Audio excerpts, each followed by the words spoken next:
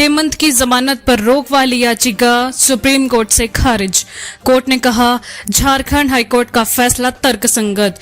ED ने bell के खिलाफ की थी अपील।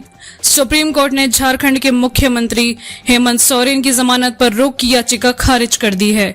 ईडी ने लैंड स्कीम से जुड़े मनी लॉन्ड्रिंग केस में मुख्यमंत्री हेमंत सोरेन को जमानत देने के झारखंड हाईकोर्ट के आदेश को चुनौती दी थी और सुप्रीम कोर्ट से जमानत रद्द किए जाने की मांग की थी।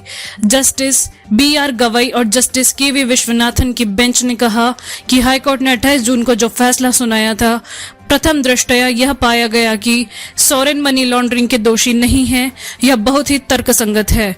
कोर्ट के इस फैसले के बाद झारखंड CM को बड़ी राहत मिली है। 28 जून को हेमंत सोरेन को मिली है जमानत। झारखंड हाईकोर्ट के जस्टिस R मुखोपाध्याय की अदालत ने 28 जून को हेमंत सोरेन को जमानत दी है। वह उसी शाम जेल से बाहर आए थे। CM हेमंत सोरेन को जमानत देते हुए हाईकोर्ट ने अपनी टिप्पणी में कहा था कि ईडी ने हेमंत सोरेन पर जमीन पर कब्जा करने का जो आरोप लगाया है, उससे संबंधित एक भी दस्तावेज अभी तक ईडी कोर्ट में पेश नहीं कर सकी है।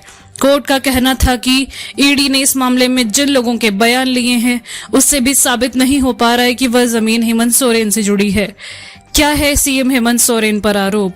दरअसल झारखंड के पूर्व मुख्यमंत्री हेमंत सोरेन पर 31 करोड़ रुपए से अधिक की 8.86 एकड़ जमीन अवैध रूप से हासिल करने का आरोप है।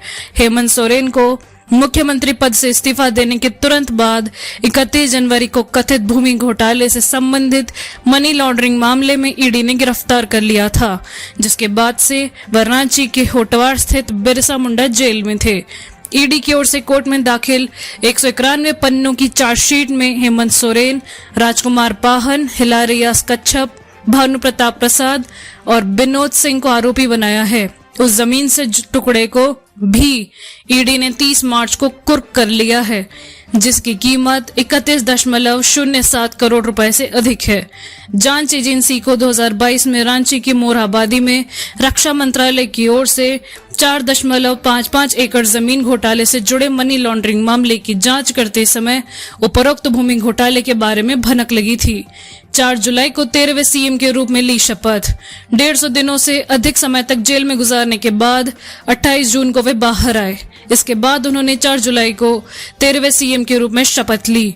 जेल से निकलने के 6ठे दिन ही उन्होंने राज्य की कमान एक बार फिर से अपने हाथ में ले ली है। 24 साल के झारखंड में वे 13वें CM बन गए। शपथ ग्रहण के बाद हेमंत सोरेन ने कहा कि वर्तमान महागठबंधन की सरकार ने 2019 से जनता की भावनाओं के अनुरूप सारी कार्य योजनाएं की।